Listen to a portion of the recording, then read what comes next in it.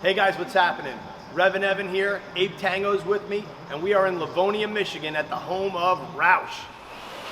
All right, we've been invited back. We're gonna go see Andy. He's working on a special project, and I can't wait to see it.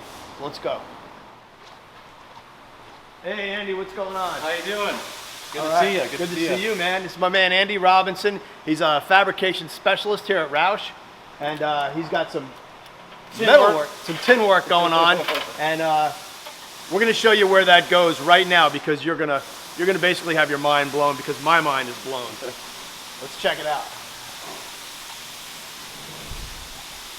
So all kinds of stuff here at Roush. This building houses all kinds of things from historical Mustangs, prototype stuff that you've seen in the magazines along the way and at shows and things like that. But what we have here is just incredible. Andy, tell us, come on in here. Yep. Obviously it's a Mustang too. Yep, 74. Jack's original Pro Stock car from 74. They built, Don Hardy built.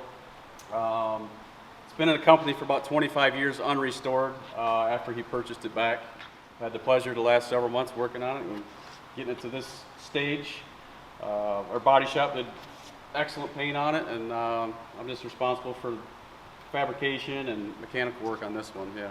And then John Fields here, he's doing all the vinyl and trim work on the inside, and hope to have it done here in a few weeks, actually. Yeah. So 74 Pro Stock, some of the historical era, it's when really Pro Stock was truly coming into its own, and this is before the 500 cubic inch rule took effect, which I think was around 1982 or 3. So as you can see, it's a Cleveland with steel heads, I mean ported heads. This was kind of like factory stuff back then.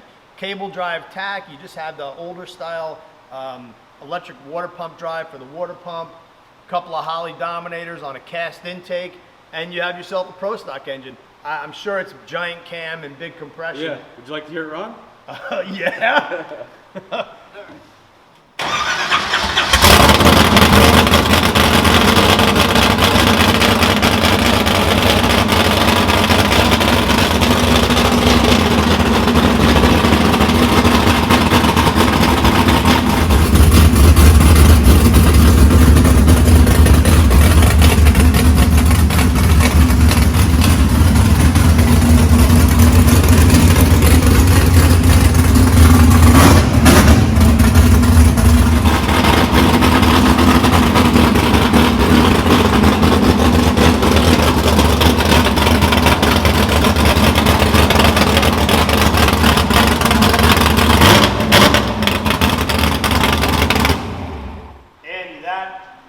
Sounds incredible.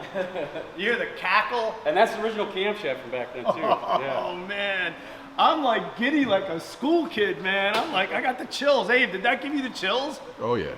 Oh my God, you could hear that thing. Wow.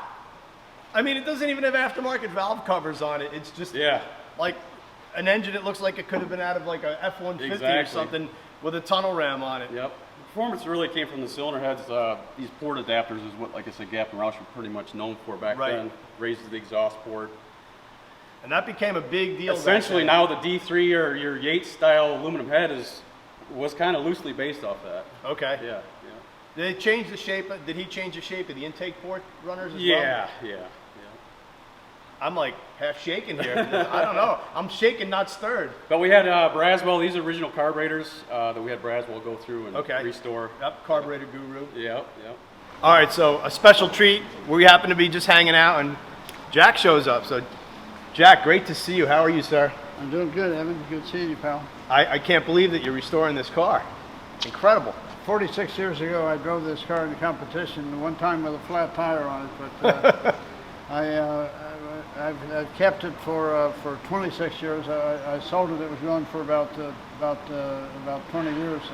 I bought it back from the second owner, and we've recreated it in the way it's remembered and not the way it was.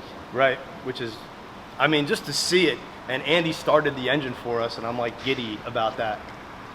It's pretty nice car. The engine is a period engine as well as the car is all the same as it was sheet metal wise. but the engine was one that I didn't put in my own race cars, so it didn't race at the time. Right. Because it didn't make as much power as it should have. Oh boy. It's 335 cubic inches. It didn't like the D-stroke border stroke ratio, and so it was still in inventory. I don't throw things away, so I still had it. Still in inventory. So I put it in the car. I do have an engine with some more modern parts that will take the place of it, and will show the world where they were crapped in the woods. Do you remember like how much compression it had or anything like that? Any of the details about it? It's 13.5 to 1. Okay. The problem with the engine probably has more to do with the pistons than anything else. I was hit and miss on my piston ring combinations, and this is one of the ones that probably didn't work out as good. Right. What type of RPM did that thing turn back in the day? Valve toss. It was 9,000 RPM. Its peak power at probably about 82. Right. But we turned it on to 9. Were you guys dyno testing back then, or was pretty much everything just at the track? Mostly at the track. I didn't have, in that time frame, I did not have my own dynamometer. And I ran one of the engines. I don't know if it was this one, but I ran one of the engines in that time frame down in Wally Booth's dynamometer. Wally's with a shop in the area. And he was the only independent guy with a dynamometer. Dick Ahrens was another fellow that had race cars that was pretty popular, but he didn't have a dynamometer either. Right. This thing, I mean, Lenkos, that had to be a fun car to drive. Yeah, if you drove a 4-speed car first, you're at the top of the RPM. When the engine got the right pitch to it, there's an itch that would come to that left foot. You couldn't hardly hold it still. That's awesome. The Lenko doesn't require a clutch. It has clutch packs for each torque ratio improvement, and so you engage a clutch pack, and it reduces the mechanical ratio to the wheels by a certain amount, and then each time you pull the next two, you get the rest of it when you pull the third clutch pack engagement, you have 1-to-1. Right.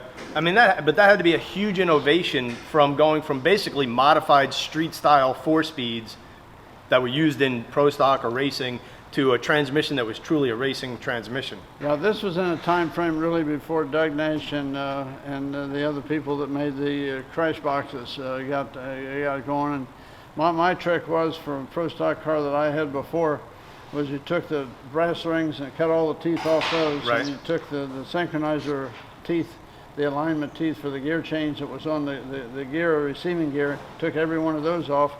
So you had a big window, and those things shifted like butter. Right. They're probably clunky around the pits, but a little funky around the pits, but they really shift good. But they'd only go about 10 runs, and then they'd pull the teeth off. They'd clear the teeth off the drive gear. Right. And then you'd have to change your transmission. Oh man, this thing. I mean, I'm just blown away. It's coming along nicely too, huh? Yeah, it's the workmanship is better than it was originally, and the care that we've done for the systems, the systems are, some of them work better. The parachute apparatus, engagement or deployment apparatus is smoother than I had. Right. You're gonna get in this thing and do some burnouts when it's done? I may make a pass. I'll see. I gotta be there for that. That's just too incredible. Jack, I know you're a busy guy. I can't thank you enough for popping in and saying hello. Glad to see you. You stop by any time, and the next time we've got a car that we need a good elapsed time for on the quarter mile, we'll give you a call. Well, I appreciate that. Thanks a lot. Good to see you.